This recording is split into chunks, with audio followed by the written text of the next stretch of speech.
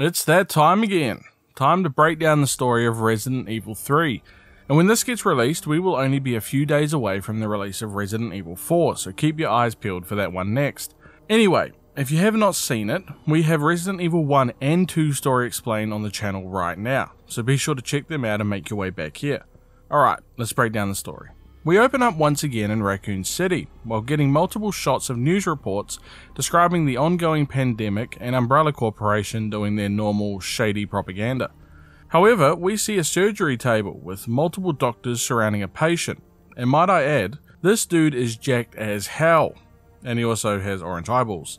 We get a glimpse of something being loaded onto a helicopter with the codename Nemesis.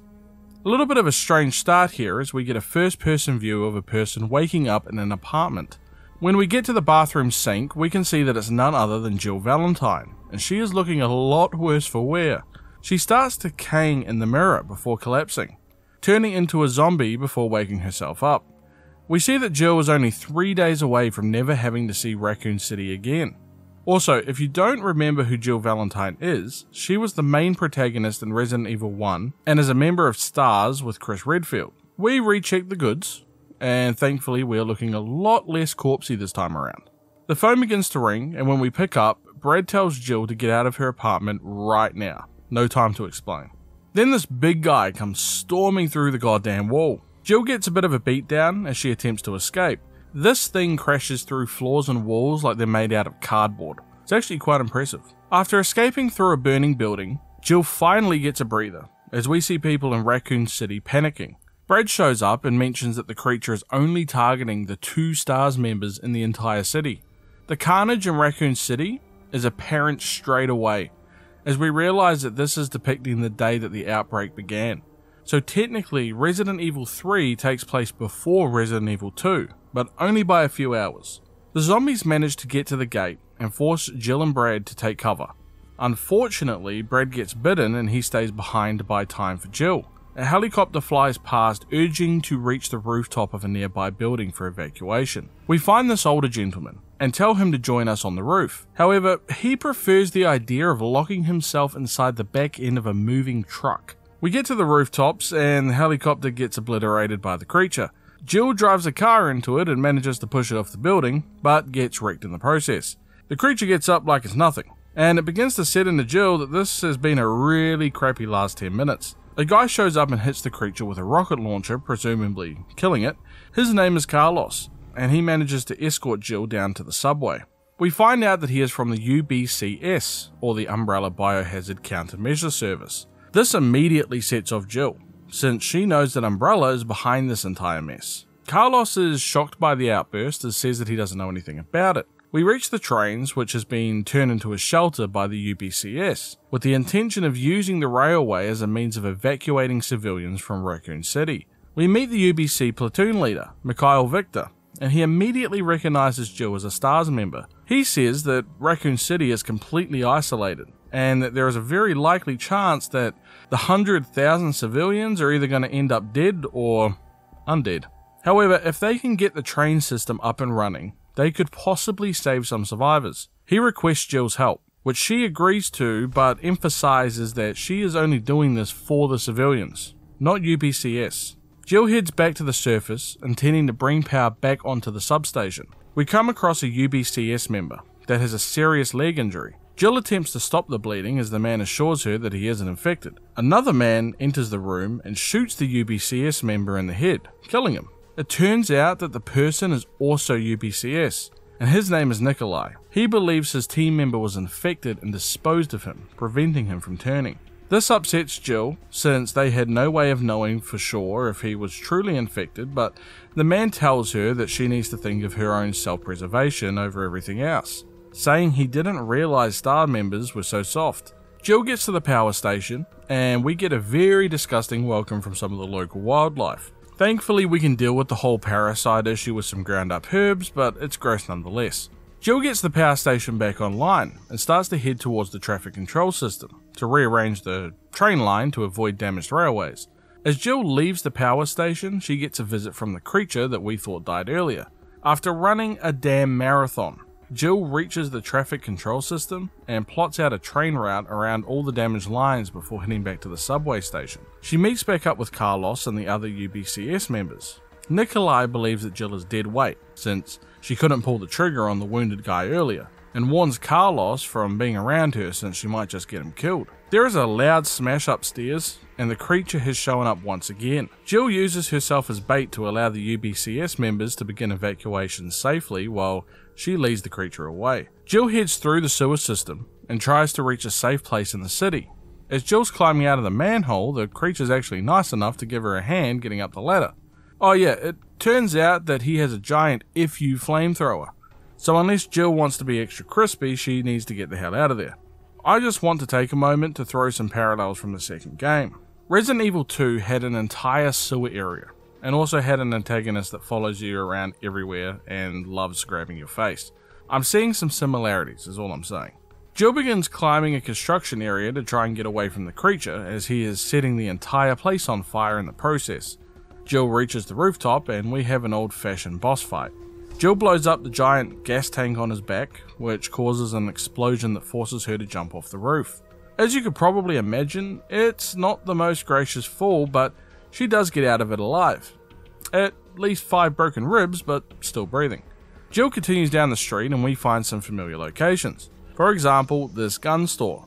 If you remember from RE2, this is the place that Leon and Ada went through before entering the sewers to access Dr. Birkin's underground laboratory. If we backtrack a little bit, we can find the RPD parking garage that both Leon and Claire struggled to get through.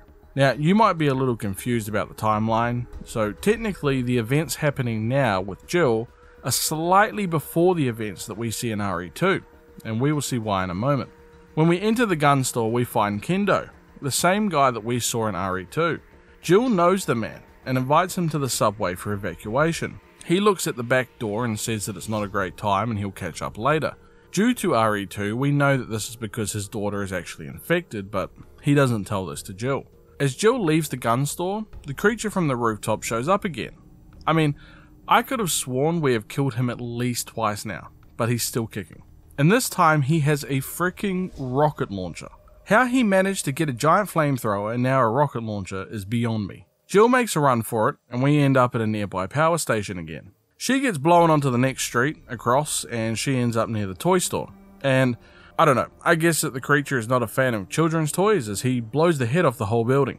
Thankfully, Carlos is nearby and manages to get the creature with a claymore, which buys us enough time to get back inside the subway station. Carlos informs us that he will not be getting on the train as he has been tasked with staying behind in the town to help other survivors. When we reach Victor, he tells Carlos and Tyrell to go back to Racoon City and find Nathaniel Bard. Jill gets concerned that the train will only be doing one trip, leaving the others stranded, but Victor reassures her that they will do a return trip for more survivors. Victor and Nikolai speak about whether or not Nathaniel Bard is still alive, and Victor says that he has it on good authority. He then subtly calls out Nikolai for possibly getting multiple of his teammates killed by locking a gate that caused the squad to be killed by a zombie ambush. The lights turn off as the civilian carriage is obliterated by the creature.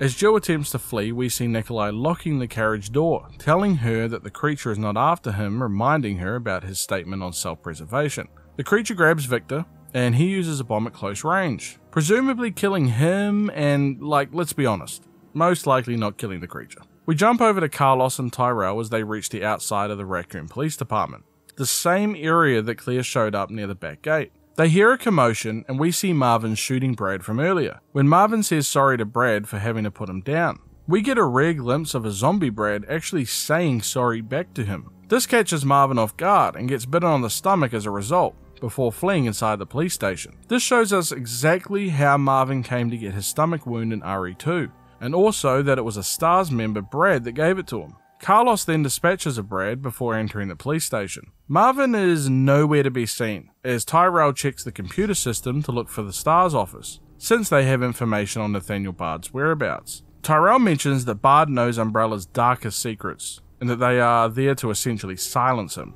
which rubs Carlos the wrong way. Carlos heads through the police department as he hears screaming and shooting from the other side of the door. We see 2 police officers getting completely wrecked. Interestingly, these 2 officers are seen in RE2, and their bodies can be seen by Leon as he enters the hallway for the first time. Carlos makes his way to the locker rooms on the 3rd floor and needs to blow open the wall to reach the barricaded hallway that leads to the STARS office. This is the same bathroom that Leon struggles to get through due to the broken pipeline, showing that the broken pipeline in RE2 was actually caused by Carlos. As a story enthusiast and a big fan of the Resident Evil games in general, it's pretty cool to see so many throwbacks to the previous game, giving insight on some things. Carlos reaches the office and sees a call from Nathaniel Bard on the computer. The convenience of this is not lost on me. Bard tells Carlos that he has been trying to reach people for hours. He says that he's trapped inside the hospital, surrounded by abominations. He asks Carlos to send in STARS as they'll know what to do, but Carlos mentions that the RPD has also been overrun. Bard says to figure it out, that Umbrella's gone crazy, they're killing all the researchers, and that he is the only person capable of making a vaccine that can stop the zombie outbreak before hanging up on the call. Carlos tells Tyrell that they can't hand him over to the company since they're killing people to silence them. Tyrell says that it's not their call, and that the choice is up to Victor. Tyrell begins looking into the computer system to track the doctor's location, while Carlos takes a look around the office. We can find a piece of paper that discusses the events in the Arklay Mountains, when Bravo Team and Alpha Team were dispatched into the mansion. These are the events that took place during Resident Evil 1. He also finds a team photo of STARS of which he recognizes Jill. He then gets a call on the radio from Jill, telling him that the train has been derailed and also telling him that Nikolai betrayed them. Carlos tells Tyrell that he needs to leave immediately, as we cut back to Jill after the explosion on the train. This takes place a few minutes before the events in the STARS office with Carlos. Jill manages to get topside as the creature is heard screaming in the background. The fact that this thing is still alive after taking explosions after explosions is a miracle. We can see it getting toasty before falling into the water. Jill calls Carlos, and we now see the other side of the phone call from before. The creature does his best Jaws impression and jumps out at Jill, looking a lot more creature than it did before. This dude is mutating. We have another boss fight with this new form, which ends with us getting the best of him. As Jill goes to leave, he hits us with yet another Uno reverse card, since, once again, he is still alive. It takes Jill closing the gate on his arm to get away, but he immediately grows that bad boy back and injects Jill before collapsing. This causes Jill to start coughing uncontrollably and falls to the ground before we can get this very creepy shot of Nikolai, watching Jill in pain. He says that Jill has done him a very big favour and she is literally foaming from the mouth. Bad times. We skip a half day later when Carlos manages to track down Jill. She has coughed out a lot of blood and he realises that she's been infected. He decides to take her to the hospital in hopes that Bard is able to save her. He leaves Jill on the hospital bed and tells her that he'll go get a vaccine. This place is crawling with zombies, and even things that remind me of Predator, but Carlos manages to reach Nathaniel Bard. We find him dead, shot between the eyes. We can find a note on his desk that is an invitation to a banquet by Police Chief Irons. This is the same guy that abducted Sherry in RE2, and was also in the pocket of Umbrella Corporation. On Nathaniel's computer, we can find an email to a Greg Tester. He is a senator that is close friends with Bard and Irons. Bard tells Tester that he has a vaccination for him since he believes that Tester is the future of the United States. But if he wants the vaccine, he needs to get him the hell out of Racoon City, without Umbrella's knowledge. There is also a video that Bard recorded before his death. He says that he realizes that he won't make it out alive and wants to reveal the truth to everybody. He says that Racoon City's suffering is due to the release of a biological weapon named the T-Virus. He says that Umbrella engineered the virus and ordered Bard's team to create a vaccine. They did. And he says that he has a single dose stored in his office while the rest of the vaccines are underground, but mentions that Umbrella is secretly trying to destroy all of the vaccinations to hide their involvement with the virus. He begins hearing a noise and turns off the recording, presumably killed shortly after. Carlos retrieves the single vaccine and notifies Tyrell of the situation. He manages to make it back to Jill and administer the vaccination as Tyrell arrives a bit later. He turns on the television and a news report shows that the government have considered the outbreak in Racoon City uncontainable, and the following morning will missile strike the city, completely destroying it and everyone inside. It urges anybody capable of rational thought to evacuate the city immediately. We begin hearing zombies outside, and Carlos has to hold out against the horde while Tyrell works on getting the window shutters down. Carlos blows down one of the supports that close up the door, and returns to the room. We can see that the vaccine is working on Jill, and Carlos tells Tyrell that he needs to leave and call the government since they now have a cure. Jill wakes up a while later and hears about the missile strike on the television, now saying that they are only a few hours away until the missile will be launched, and that it is designed to eliminate all biological life in the city, reiterating that anybody still in the city will not survive. She sees Tyrell outside and he tells her that Carlos saved her life. He also mentions that Carlos went after the vaccines underground and that he is trying to contact the government to stop the missile strike. Jill says to keep trying to contact them and she'll go down and help out Carlos. We get down into the facility and we can see Nikolai at the window, watching us before blowing out the lights. Jill manages to get the power back on before reaching the room that he was in, but he has since left. On the computer, we find multiple pages documenting the creature's activities and the fights that were had against Jill.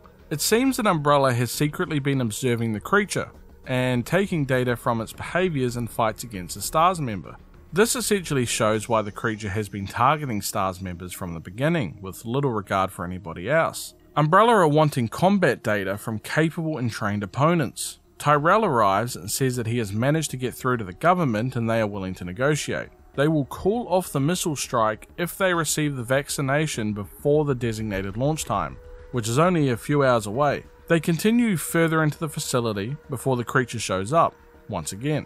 This thing might be the most persistent antagonist of any game ever.